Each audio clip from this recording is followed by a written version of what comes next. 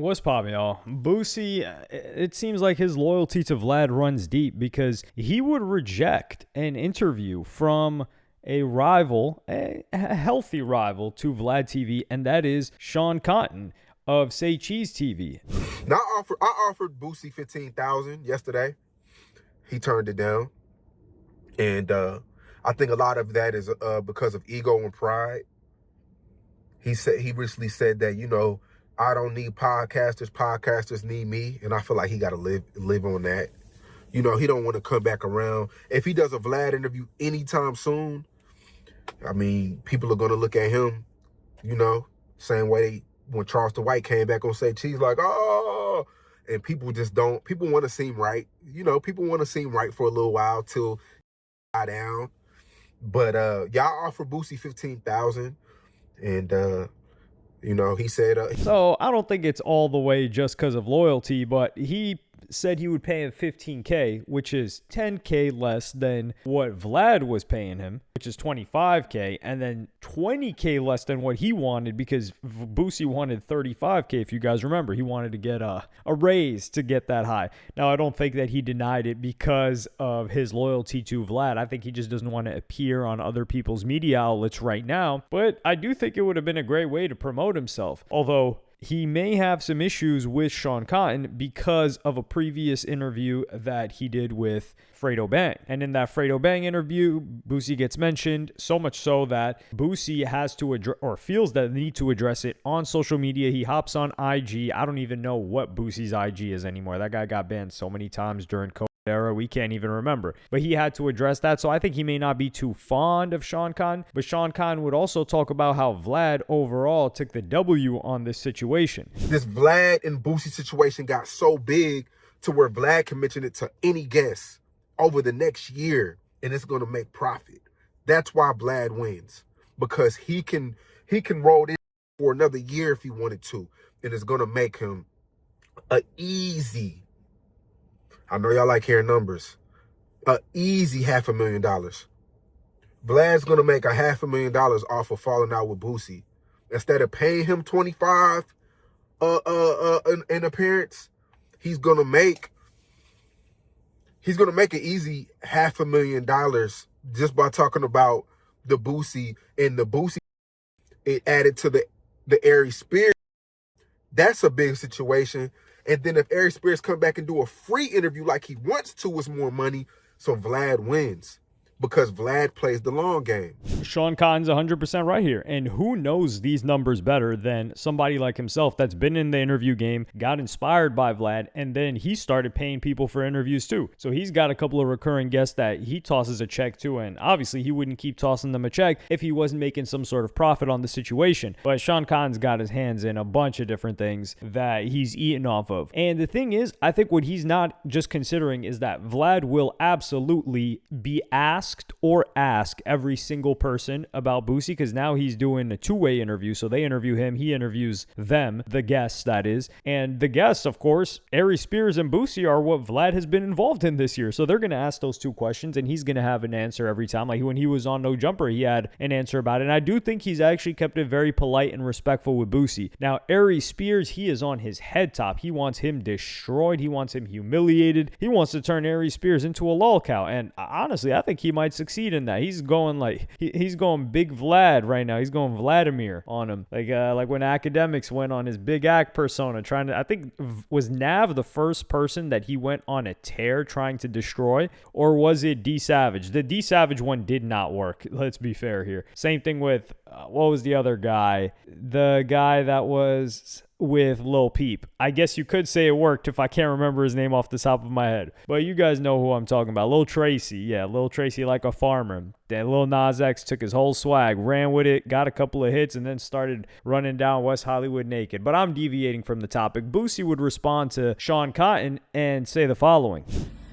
Sean Cotton, actually you're wrong, bro. I'm not going to take no losses now, Vlad, bro. You're wrong, bro. You're wrong, bro. That 25,000 5-6 times a year, bro, I make that in a weekend, bro. I make that 6 weekends in a row, bro. I don't need a podcast to be successful, bro. Like, I expect you to take your side because you're a podcaster. But I think the real reason is you reached out to me last week trying to get an interview, and I told you no, bro. Like, you gotta take that on the chin, bro. Like, don't go on the thing billing about me and how you feel about me. I mean, if you wanted an interview, you could pay for an interview. Like, bro, like, I don't need a podcast to be successful, bro. That's what you need to know, bro. Like, you talking this about this and that, like, bro. I just made one weekend with motherfuckers making 5 years, bro. Like, I'm like that, bro. Like, this can't be stopped, bro. No weapon formed against me shall prosper, bro. But for you to keep doing like this, bro, like, I guess because you a podcaster. I mean, but you reached out to me for an interview, bro. No, bro. Like, the way I'm doing my interviews right now, man, 300 years from now, I'm going to be getting paid off them, bro. Every time somebody posts, it's monetized, bro. It's monetized, bro. My grandchildren going to make money off it, bro. It's monetized, bro. But you're wrong, bro. Y'all stretching it. Y'all keep stretching it. Y'all keep stretching this. It seems like y'all mad. That's what it seems like to me. It seems like y'all mad. I'm not mad. I mean, that's bro. Nothing to me, bro. I'm a hustler, bro. Like, I get this 9 different ways. I'm a hustler, bro. Like, you can't knock the hustle, bro. Like, I think you mad because I ain't want to do your interview, bro. Like, so Boosie's not saying that podcasts need him. Now, he did say that initially when this back and forth was going between Vlad and Boosie when Boosie was first quitting. But he addresses Sean Kine directly. And I still think Boosie doesn't get the game because he's talking about like, yo, Sean Kine. So now Sean Kine gets content off this because Sean Kine were to reply to this and say, turning down $15K for an interview is crazy. Now Sean Kine's going to respond to Boosie in video format and probably get asked about it in an interview or something like that. But what he's telling Boosie is that, yo, this is $15K for you to just sit down. Nobody's saying that you'd be broke and struggling without it. I don't think anybody said that. Well, except for Adam 22. Adam 22 made it seem like Boosie really needed these interviews, but I just think it's because he's not tapped into how much. Like, Boosie is a legend, like an actual legend in certain regions of the South. Well, actually, throughout the South. So yeah, I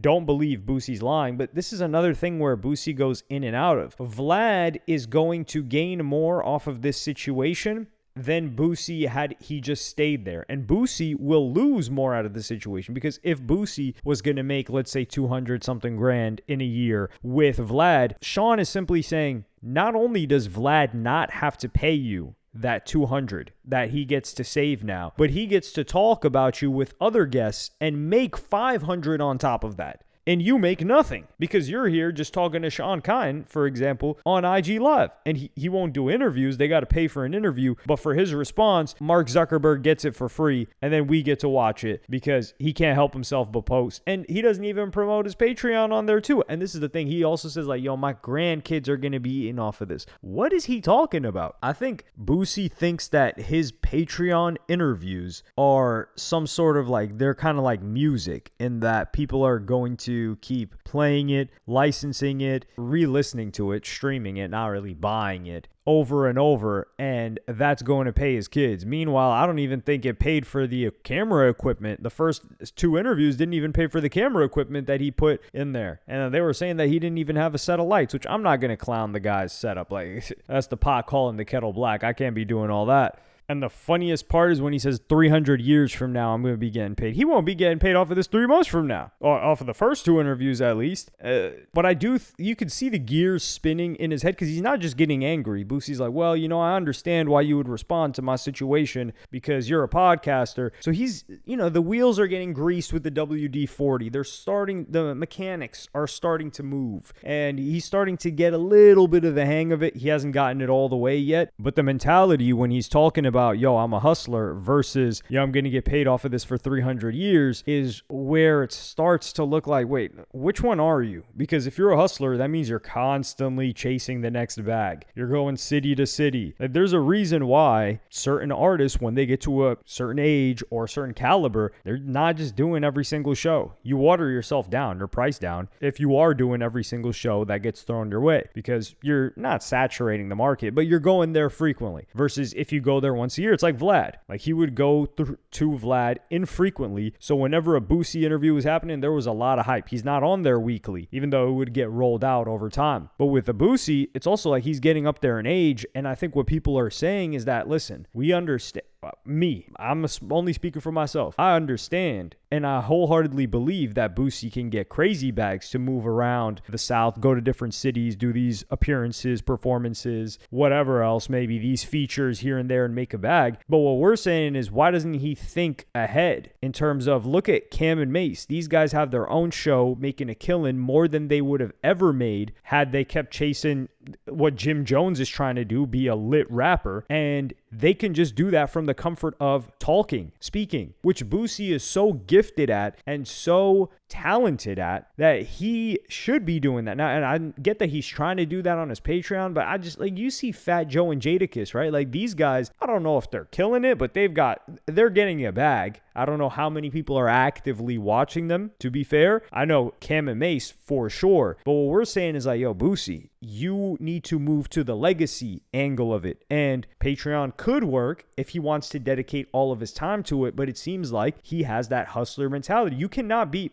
If Joe Budden couldn't be going on tour and doing music and doing 12 other things and build the Patreon that he was doing, he could not have done that. He had to hunker down, do that Patreon and his podcast and build his audience consistently for years before now he's able to reap the rewards. And even now, he has to still operate it, and he's putting out a ton of content and a bunch of new shows. So he's an executive producer. Same thing with 50 Cent. Well, 50 Cent, what I'm saying is 50 Cent dedicated a lot of time to that, and that was the main focus. He put music on the back burner. He wasn't doing shows constantly. But it's almost like Boosie wants to have his hand in everything, but it harms the greatest victory that he could have, which is some sort of podcast on his own with somebody like a Vlad on the opposite of him. If he was going to do something like that, I could have understood it. Like, he has his own show with another person, and then they get a bunch of sponsors for it, and he could have made a lot more money than he did with Vlad. I don't know if people were offering him those types of deals, but now we're just gonna have to see what happens with this. I do think that he's going to avoid Vlad, and he's going to avoid any podcasts for the foreseeable future. Hopefully he doesn't stop putting out his stuff, because everybody's eyes are on him right now. Like, my eyes are on Boosie. I'm wondering, when is the third interview coming? Because I think the first one, he's like, all right, we're just getting our feet wet, and then he sees the money on the second one. He's like, wait, hold on, why is this one less than the first one? And then that may not be the third, or they say third time's the charm. And I genuinely believe that Sean Khan wasn't trying to set him up. He just saw that, hey, this is a good opportunity. 15K, Boosie and Vlad situation, I can ask him about that. I can also talk to him about the situation with Fredo Bang. So I can get a lot out of this. And Boosie would be able to get a lot out of it too, because a bunch of Sean Khan's viewers are going to overlap with Boosie. And I don't know if Boosie's ever done an interview with Say Cheese. But yeah, I think overall, Sean Khan didn't do or say anything wrong here. And I think Boosie had a very mature response to it, but he does seem like he's on the back foot, and he doesn't want to accept that he may have been biting off more than he can chew in this situation. But let me know what y'all think in the comments. Like, subscribe, and hit the notification bell if you enjoyed, and I'm going to see you on the next one.